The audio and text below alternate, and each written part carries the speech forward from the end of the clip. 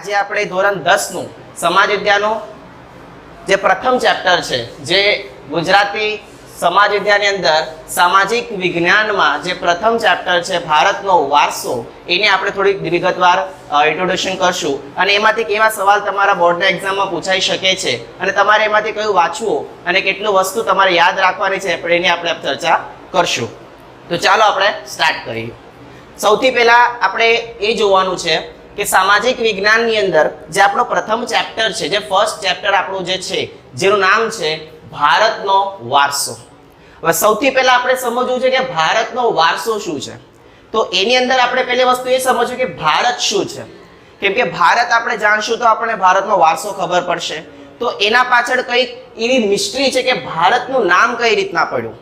આપણા પુસ્તકના અંદર, પાઠ્યપુસ્તકના અંદર તમે અત્યાર સુધી ભણી ગયા છો અને ઘણી બધી જગ્યાએ આપણને ભારતના અલગ અલગ નામોના ઉલ્લેખ પણ જોવા મળે છે અને એ ભારતના જે નામો છે એના પાછળ કંઈક ને કંઈક રહસ્ય રહેલું છે અને એના પાછળથી નામો પડ્યા છે. આજે આપણે ભારત દેશને ભારતના નામથી ઓળખીએ છીએ, પણ એના પાછળની જે સ્ટોરી છે, દાખલા તરીકે હું તમને કહું તો ભારતના જે નામ છે આપણા પાઠ્યપુસ્તક પ્રમાણે સૌથી પહેલા ભારત વર્ષ, જે આપણા ભારતનું નામ રાખવામાં આવેલું હતું, એ આપણને જોવા મળે છે. આર્યાવર્ત, આ જે બે નામો છે ધ્યાનથી જોજો, ભારત વર્ષ અને આર્યાવર્ત, આ બે જે નામો છે આપણા ભારતના છે અને આના વિશેની જાણકારી આપણને ક્યાંથી મળે છે? તો સૌથી પહેલા આપણા વેદમાંથી. આપણું જે પ્રાચીન વૈદિક સંસ્કૃતિ છે, વૈદિક સાહિત્ય છે, એ વૈદિક સાહિત્યમાંથી આપણને ભારત વર્ષ અને આર્યાવર્ત આ બે નામો આપણને મળે છે. અને એની સાથે સાથે આપણા વિષ્ણુ પુરાણની અંદર પણ આપણને ભારત નામનો ઉલ્લેખ જોવા મળે છે. અને જે આર્યાવર્ત છે, તમે ભણી ગયા છો 6-7 ની અંદર કે આપણા દેશમાં આર્ય સંસ્કૃતિ હતી. આર્ય લોકો અને દ્રવિડ લોકો આપણા ભારતમાં આવીને વસ્યા હતા અને જે આર્ય લોકો હતા એ ઉત્તર ભારત સુધી પોતાનું વર્ચસ્વ સ્થાપિત રાખીને એમને પોતાની સંસ્કૃતિનું ખેડાણ કર્યું હતું. તો આપણો આર્યવર્ત પણ આપણા ભારતનું જે એક નામ છે. એના પછી જે ભરતખંડ, આ તમને ઘણી વખત સાંભળ્યું પણ હશે કે રાજા દુષ્યંતના પુત્ર જેનું નામ હતું ભરત, એમનું યુદ્ધમાં વિજય થયું હતું. રાજા દુષ્યંતના પુત્ર ભરત, જેનું યુદ્ધમાં વિજય થયું હતું અને એમના નામકરણ પરથી આપણા ભારતનું નામ ભારત રાખવામાં આવેલું હતું. અને ચોથું જે નામ છે જંબુદ્વીપ, આ તમને જંબુદ્વીપ આપણા ભારતના પૌરાણિક સાહિત્યમાં પણ તમને મળી જશે. આનું નામ જંબુદ્વીપ એટલે કે એશિયા જે ખંડ છે, આપણો જે 7 ખંડમાંથી પહેલો જે સૌથી મોટા દ્રષ્ટિમાં, વિસ્તારની દ્રષ્ટિમાં સૌથી મોટો કોઈ ખંડ હોય તો એશિયા ખંડ છે અને એનું નામ ઇતિહાસના ચોપડીમાં જંબુદ્વીપ આપેલું છે અને એને જ આપણે ભારત તરીકે ઓળખીએ છીએ. તો ચાલો મિત્રો, આપણે સૌથી પહેલા ભારતનો વારસો જાણવા માટે આપણે ભારત શું છે પહેલા આપણે એ વસ્તુ જાણી અને ભારતના કેટલા નામ છે એ જાણી લીધું અને ભારતના આ નામ કઈ રીતના પડ્યા છે અને ક્યાંથી આપણને આની માહિતી મળે છે એ આપણે થોડી ડિસ્કશન કરી લીધી. હવે તમને 2 સવાલ આમાંથી પૂછવાની શક્યતા છે. જો MCQ માં તમને 2 સવાલ પૂછાય તો તમને આ 2 સવાલ તમારા બુકમાં ટીક કરી રાખવાનું છે અને જે કોઈ આ વિડીયો જુએ છે તમારે ટેક્સ્ટ બુક બાજુમાં રાખજો અને અંડરલાઈન કરતા રહેજો. હવે ભારતમાં વિસ્તારની દ્રષ્ટિએ, એરિયા વાઇઝ તમને સવાલ પૂછે કે ભારત વિસ્તારની દ્રષ્ટિએ કેટલા ક્રમે આવેલો છે, તો તમારે મગજમાં ફિટ રાખવાનું છે કે 7મા ક્રમે. 7મો ક્રમ ભારતનો છે વિસ્તારની દ્રષ્ટિએ અને જે બીજો ક્રમ છે જનસંખ્યાની દ્રષ્ટિએ, એ છે બીજો નંબર. હવે આપણને એ પણ ખબર છે કે હાલની આપણી વસ્તી ગણતરી થવાની છે 2021માં, તો આપણો જે ડેટા છે એ 140 કરોડ અપ થઈ જવાનો છે. તો કહી નહીં શકાય ચીનને આપણે પછાડીને પહેલા નંબર પર આવી શકીએ, પણ હાલમાં તમારે એટલું યાદ રાખવાનું કે તમારી સ્કૂલમાં જે સત્ર વાઇઝ એક્ઝામ થાય છે અને એમાં તમને સવાલ પૂછવામાં આવે કે ભારતની જનસંખ્યાની દ્રષ્ટિએ ભારતનો ક્રમ કયો છે, તો તમારે 2 નંબર ક્લિક કરવાનો. તો ચાલો, આ તો ખાલી આપણે ડિસ્કશન હતું, એક ઓવરવ્યૂ, આપણને માહિતી મેળવવાની હતી. હવે આપણે ચેપ્ટરની શરૂઆત કરીએ છીએ. હવે આપણે ઓરિજિનલ ચેપ્ટરની શરૂઆત કરીએ છીએ. તો સૌથી પહેલા આપણે એ જોવાનું છે કે ભારતનો વારસો, તો વારસો એટલે શું, કોને કહેવાય વારસો? તમે શું કહેશો? તમે ઘણી વખત સમાજમાં રહેતા હશો, તમે વારસો શબ્દ સાંભળ્યો હશે, ઘણી વખત સાંભળ્યો હશે, પણ એની જે પ્રોપર વ્યાખ્યા છે જે તમારા પાઠ્યપુસ્તકમાં આપેલી છે એ આપણે જોઈએ. આપણને આપણા પૂર્વજો તરફથી મળેલી અમૂલ્ય ભેટ. હવે આ વસ્તુ યાદ રાખજો કે તમે કહેતા હશો કે ઘણા બધા લોકોને કે તમને તમારા દાદા તરફથી, તમારા પપ્પા તરફથી આ વસ્તુ ભેટમાં મળી છે એટલે તમારો વારસો તમને મળ્યો છે. એટલે એ જ વસ્તુ છે, આમાં કોઈ ડિફિકલ્ટ વસ્તુ નથી. તમને વારસો, તમને 1 માર્ક્સમાં એક માર્ક્સના સવાલમાં પૂછવામાં આવે કે વારસો એટલે શું, તો તમે આ વ્યાખ્યા લખશો તો પણ ચાલશે. અને તમે જે બીજી વ્યાખ્યા છે હું તમને કહું છું કે પેઢી દર પેઢી એના પેઢીને આપતી અમૂલ્ય ભેટ એ કહેવાય વારસો. તો આમાં એ વ્યાખ્યા લખશો તો પણ ચાલશે અને આ પાઠ્યપુસ્તકની વ્યાખ્યા લખશો તો પણ ચાલશે. બંનેનો મતલબ એક જ છે. ચલો બીજી વખત જોઈ લઈએ કે આપણને આપણા પૂર્વજો તરફથી મળેલી અમૂલ્ય ભેટ. હું છું, મને મારા પૂર્વજો તરફથી કઈ ભેટ મળી છે. તમે છો, તમને તમારા પૂર્વજો તરફથી, તમારા દાદા દાદીઓ તરફથી, મમ્મી પપ્પા તરફથી અમુક વસ્તુઓ તમને ભેટમાં મળી છે. તો એ તમારો વારસો છે. અને એની સાથે સાથે હું વાત કરું તો વારસો એક પ્રકારનો ન હોઈ શકે, અલગ અલગ પ્રકારની અલગ અલગ વ્યાખ્યા હોઈ શકે. અને વારસાના ટોટલ આપણા પાઠ્યપુસ્તકમાં 2 પ્રકાર આપવામાં આવેલા છે જે તમને ધ્યાનથી જોવાના છે. અને આના ઉપરથી તમારો પ્રશ્ન બનવાનો છે કે વારસો એટલે શું અને વારસોના પ્રકારની માહિતી જણાવો, જે તમને 2 કે 3 માર્ક્સમાં પૂછાઈ શકે. તો સૌથી પહેલા આપણે જોઈએ કે વારસામાં કેટલા પ્રકાર પડે છે. એના પહેલા આપણે વારસાના કેટલા પ્રકાર પડે છે એના પહેલા આપણે એક મોટો જે ઇન્ટ્રોડક્શન છે ધ્યાનથી સાંભળો છે કે સંસ્કૃતિ એટલે શું. આ સવાલ તમને 1 માર્ક્સમાં સ્કૂલ લેવલની સત્ર એક્ઝામમાં પૂછાશે અને શક્યતા પણ છે કે સંસ્કૃતિ એટલે શું.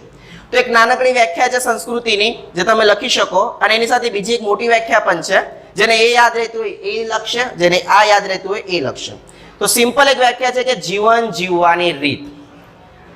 નાનપણથી માંડીને અત્યાર સુધી આપણે જે જીવન જીવીએ છીએ, તમને ખ્યાલ હશે કે ભારતમાં 28 રાજ્યો છે અને 28 રાજ્યોના 28 પ્રકારની સંસ્કૃતિ છે.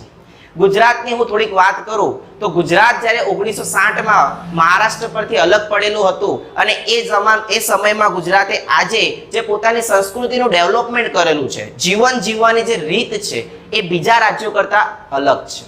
દાખલા તરીકે હું વાત કરું તો કેરળ રાજ્ય, તો કેરળ રાજ્યની જીવન જીવવાની શૈલી અલગ છે, એ લોકોની રીત અલગ છે, એ લોકોનો ખાનપાન અલગ છે, એ લોકોની બોલવાની પદ્ધતિ અલગ છે, રહેણી કરણી અલગ છે, એ લોકોની જીવન પદ્ધતિ અલગ છે, જેને આપણે આજના જમાનામાં લાઈફસ્ટાઈલ કહીએ. તો જીવન જીવવાની રીત એ જ લાઈફસ્ટાઈલ છે. આપણે ગુજરાતની થોડીક વાત કરીએ તો ગુજરાતની અંદર આપણને ખબર છે કે 33 જિલ્લાઓ છે. હવે દરેક જિલ્લાઓને અલગ અલગ સંસ્કૃતિ છે.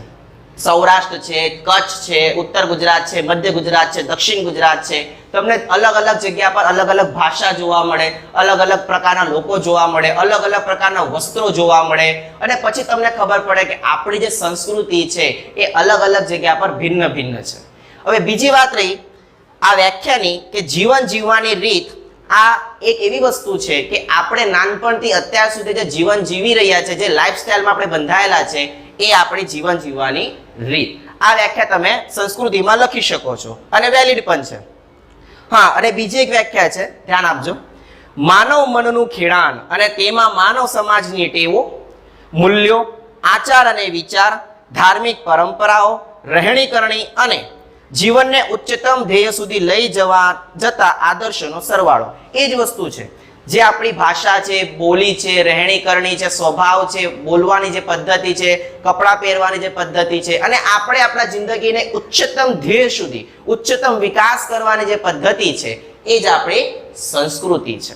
સંસ્કૃતિની અને હજી થોડી ડીપમાં વાત કરું તો સંસ્કૃતિની વાત કરીએ તો આપણને સૌથી સારામાં અને જૂની સંસ્કૃતિ એટલે વૈદિક સંસ્કૃતિ. તમે સાંભળ્યું હશે વૈદિક સંસ્કૃતિનું નામ. એમાં આપણને ઋગ્વેદ જોવા મળે, અજર્વેદ જોવા મળે, યજુર્વેદ જોવા મળે, અથર્વવેદ જોવા મળે અને સામવેદ જોવા મળે, જે તમે ધોરણ 6 અને 7માં તમે ભણી ગયા છો. હવે તમને થોડીક આગળ વાત કરું તો સંસ્કૃતિ વિશે આપણે માહિતી મેળવી કે જીવન જીવવાની રીત. તમારા ટેક્સ્ટ બુકમાં પણ એ જ વ્યાખ્યા છે. હવે થોડુંક આપણે આગળ વધીએ, ચાલો જોઈએ. તો સૌથી પહેલા આપણે ઇન્ટ્રોડક્શન લેવાનું છે આ ચેપ્ટરનો વારસાનો. તો વારસો મેં તમને પહેલા જણાવી દીધો કે વારસો એટલે શું. હવે વારસાના પ્રકારો પડે છે, ધ્યાન રાખજો. કેમ કે વારસાના જે પ્રકારો છે એ 2 રીતના પડે છે. એક પ્રાકૃતિક વારસો અને એક સાંસ્કૃતિક વારસો. પ્રાકૃતિક વારસો એટલે કે નેચરલ વસ્તુ છે, કુદરતી છે, અને સાંસ્કૃતિક વારસો એટલે કે માનવ નિર્મિત છે. તમે જોતા હશો ઘણી બધી જગ્યાએ, તમે કિલ્લામાં જાઓ એટલે કે ફોર્ટમાં જાઓ, તમે લાઇબ્રેરીમાં જતા હશો, તમે કોઈ પણ મોટા મોટા બિલ્ડિંગ્સમાં જતા હશો, જે વ્યક્તિએ બનાવેલી છે, કૃત્રિમ વ્યક્તિ છે, જે વ્યક્તિએ બનાવેલી છે, બધી માનવ નિર્મિત વસ્તુ છે.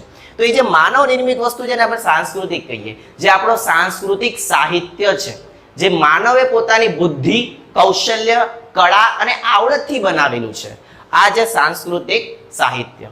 હવે જે વાત કરીએ પ્રાકૃતિકની, તો હું મેં અહીંયા મેન્શન કરેલું છે કે કુદરત નિર્મિત અને માનવ નિર્મિત. આના પરથી તમને થોડીક આઈડિયા મળશે કે પ્રાકૃતિક કોને કહેવાય અને સાંસ્કૃતિક કોને કહેવાય. તમારે આન્સર લખવું હોય તો આ બે વસ્તુ મગજમાં ફિટ રાખજો કે સાંસ્કૃતિક એટલે માનવ નિર્મિત, એટલે કે માનવે બનાવેલી વસ્તુ, અને પ્રાકૃતિક એટલે કુદરત નિર્મિત, જેમાં માનવનો કોઈ પણ પ્રકારનું યોગદાન હોતો નથી. ધ્યાન રાખજો, માનવનો કોઈ પણ પ્રકારનો યોગદાન હોતો નથી. કુદરતે એની મેળે એની પ્રાકૃતિક પદ્ધતિથી બનાવેલી એક રચના, એને કહેવાશું આપણે પ્રાકૃતિક વારસો. દાખલા તરીકે તમને કહું, હિમાલય, ભારતની અંદર જે ઉત્તરે આવેલો જે હિમાલય છે, જે આપણા જમ્મુ કાશ્મીરથી માંડીને અરુણાચલ પ્રદેશ સુધી ફેલાયેલો છે, એ એની મેળે બનેલું છે, પ્રાકૃતિક પ્રક્રિયાથી બનેલું છે. માનવને કોઈ પણ જાતનું એનું યોગદાન નથી. પરંતુ હું તમને બીજી વાત કરું કે અજંટા ઇલોરા, તો તમે કહેશો કે સાહેબ અજંટા ઇલોરાની ગુફા તો આપણે બનાવેલી છે, માનવ નિર્મિત છે, એ કુદરતે નથી બનાવેલી. તો એ જ વસ્તુ છે, આપણો વારસો આપણને એ જ કહે છે કે માનવે નિર્મિત બનાવેલો વારસો કયો અને કુદરતે બનાવેલો વારસો કયો. અને વારસો એ જ છે કે જે આપણા પેઢી દર પેઢી આપણને અત્યાર સુધી મળે છે અને આપણા આવનાર પેઢીને પણ મળશે, એનો લાભ બધા મેળવી શકે. તો વાત એવી છે કે પ્રાકૃતિક વારસાના અલગ અલગ પ્રકારો પડે છે અને સાંસ્કૃતિક વારસાના અલગ પ્રકારો પડે છે, એ જેની આપણે ચર્ચા કરશું. તો મિત્રો, અત્યાર સુધી આપણે જે 5-10 મિનિટમાં જે ભણી ગયા એ થોડું રિવિઝન કરી લઈએ. કે સૌથી પહેલા આપણે ભારતની જાણકારી મેળવી, એના પછી આપણે સંસ્કૃતિ એટલે શું એનું થોડુંક ડીપ ઇન્ટ્રોડક્શન લીધું, અને એના પછી ભારતના જે બે ટોપિક છે, જે વિકલ્પ છે, જે તમને પૂછવાની શક્યતા છે, એ બે વિકલ્પોની આપણે જાણકારી મેળવી.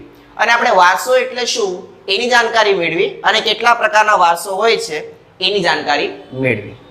તો મિત્રો, તમે તમારા ચેપ્ટરના પ્રથમ પેજ અને દ્વિતીય પેજ પર આ આખી ડિટેલ તમારા ચોપડીમાં આપેલી છે, તમે એક વખત વાંચી લેજો.